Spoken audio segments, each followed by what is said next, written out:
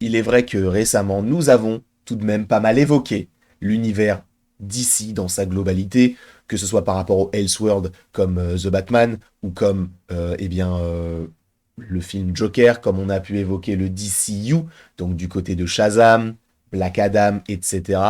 Bien évidemment, on va continuer à en parler puisqu'il y a une vidéo qui arrive et qui me tient très à cœur. C'est une vidéo en lien avec une overdose Batman et qui sera en compagnie du Webhead, Anto Webhead. Ce sera une vidéo montée, j'espère que cela vous plaira et ce sera un nouveau type de contenu. Il y a déjà pas mal de vidéos qui sont prévues à cet effet et je suis très hypé afin de vous montrer en fait cette nouvelle rubrique qui n'est pas innovante mais qui est plutôt sympa et j'espère que cela vous plaira. Mais quoi qu'il en soit, bien évidemment, on a parlé de DC sur la chaîne ces derniers jours, mais on en reparlera à nouveau sur la chaîne ces prochains jours et notamment par rapport au fait que, vous le savez, DC Studios est en train d'arriver au fur et à mesure, notamment le chapitre 1, Gods and Monsters, et justement, j'ai envie de m'informer un petit peu mieux sur ces différents personnages, donc on va lire du Swamp Thing, on va même regarder la série qui était déjà sortie il y a maintenant de cela quelques années, même si certains m'ont dit, bon, c'est pas la peine, j'ai quand même envie de voir ce qu'on peut nous proposer par rapport à ce film-là, on va lire du Superman Legacy, on va lire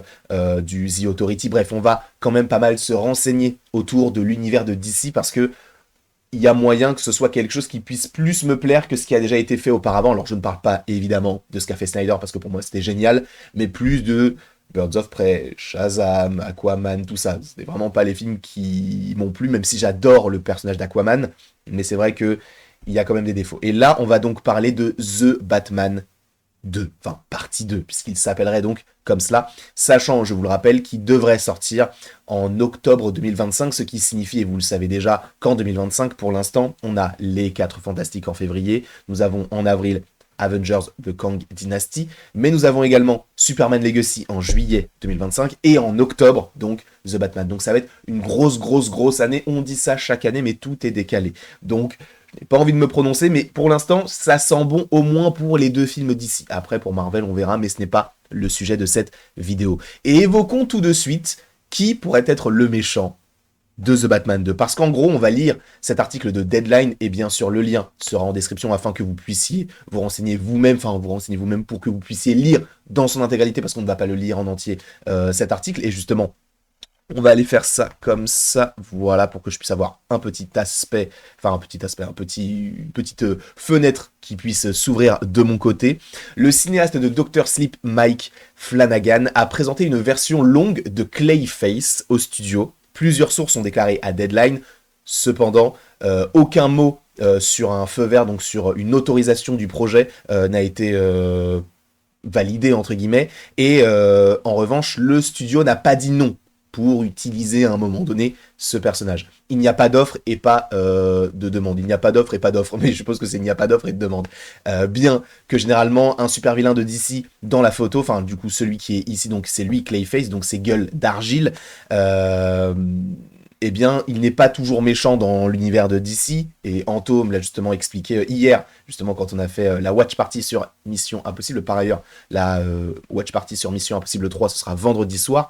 La rumeur dit que Flanagan et son partenaire, donc Trevor Macy d'Intrepid Pictures, ont eu des réunions avec les patrons de DC, donc James Gunn et Peter Safran.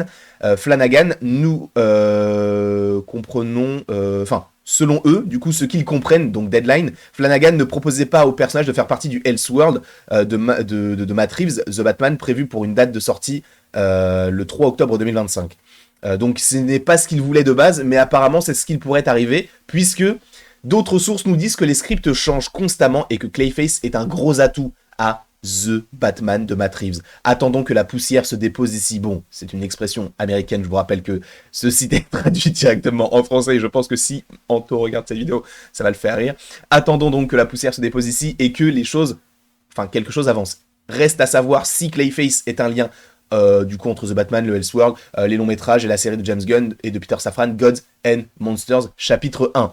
Et après on nous explique vite fait qui est Clayface, donc par ailleurs je vais vous montrer qui il est, du coup c'est ce personnage là, donc c'est Gueule d'Argile. Alors si je ne dis pas de bêtises, en fait je ne me souviens plus du nom qu'il utilise pour le personnage, mais je crois qu'il s'appelle Boris quelque chose. En gros, pour faire simple, c'est un personnage. Donc attendez, je vais vous remontrer la petite photo juste ici. En gros, c'est un personnage qui est un acteur déchu entre guillemets. En gros, il était une star à l'époque, sauf que d'autres personnes ont été choisies pour jouer son rôle à l'écran, et donc il a voulu se venger, il a fini en prison, après il a été...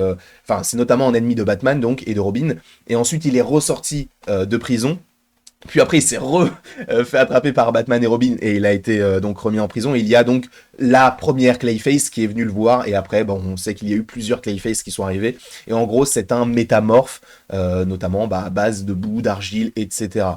Et en fait, la question que l'on peut se poser, c'est pourquoi faire? Alors, je ne dis pas que ce personnage me hype pas, parce que visuellement, cela peut être assez intéressant.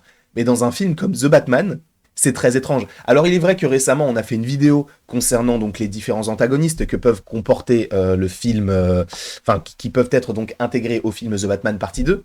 Mais on avait évoqué donc le retour du Pingouin, le retour de l'homme mystère, donc du Riddler. On avait évoqué le retour du Joker, on avait évoqué l'arrivée donc de Mr. Freeze. Pourquoi pas? On avait évoqué notamment le fait que ce soit Giancarlo Esposito qui puisse camper le rôle, mais là on nous parle de Clayface, donc un personnage qui est très très très fantastique en réalité, et c'est vrai que bah du coup j'en parlais avec Anto hier, et c'est vrai qu'il m'avait dit que ça c'était quelque chose qu'il attendait, parce qu'il n'avait pas, enfin le Batman de Matt Reeves, le premier, donc ne lui avait pas déçu, enfin ne l'avait pas déçu, mais il s'attendait quand même à voir ce qu'il pouvait proposer sur le deuxième film, et notamment avec les antagonistes. Donc là, sachant qu'on a eu quand même deux personnages, enfin en comptant du coup le Pingouin ou même Falconet, ou même évidemment le Riddler, on avait des personnages qui étaient très terre à terre. Là, on a quelque chose de plutôt fantastique. Donc, est-ce que vous, déjà premièrement, c'est quelque chose qui peut vous plaire d'avoir un personnage comme lui, comme Gueule d'Argile, dans l'univers de DC, et plus précisément dans l'univers de The Batman? Parce que encore une fois, c'est quelque chose de très très réaliste, un petit peu comme l'univers de Nolan. Ils ont réduit la puissance de Bane par rapport à ce qu'il y a dans les comics et même dans les jeux vidéo. Moi, je pense surtout à Injustice. Ils ont réduit sa puissance pour en faire un personnage assez musclé.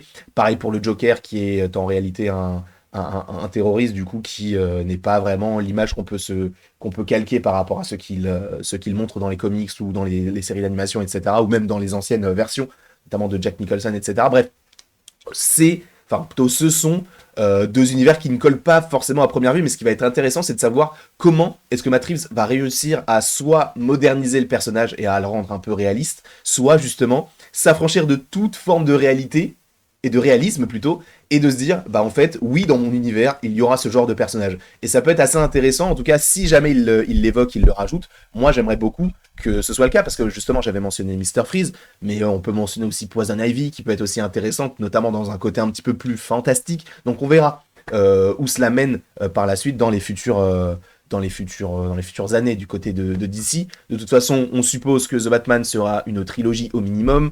Là, ils sont en train de tourner la série sur le Pingouin. Bref, il y a quand même pas mal de choses qui arrivent du côté de DC. L'année prochaine, on a Joker Folie à 2. Après 2025, on a les différents programmes qui arrivent du côté du DC Studios. Ça change, je crois, si je ne dis pas de bêtises, que Daniel RPK, alors peut-être que ça a été officialisé, hein, mais Daniel RPK, il a mis sur son Patreon, pour rester un petit peu dans l'univers de DC, qu'il y aurait un trailer de Blue Beetle le 3 avril.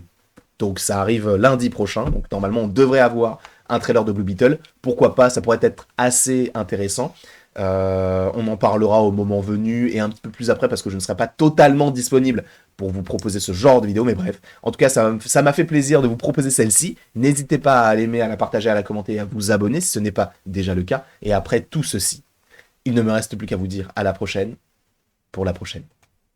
Et bien sûr, je vous ai proposé de commenter dans cette vidéo, mais n'hésitez pas du coup à me donner votre avis sur est-ce que vous êtes plus tenté de voir des antagonistes réalistes dans l'univers de The Batman pour rester un petit peu calqué sur quelque chose de plus terre à terre, ou est-ce que vous voulez vraiment du fantastique? Personnellement, j'aimerais bien voir le côté fantastique pour voir ce que Matt Reeves pourrait faire. Je vous invite à en débattre dans les commentaires.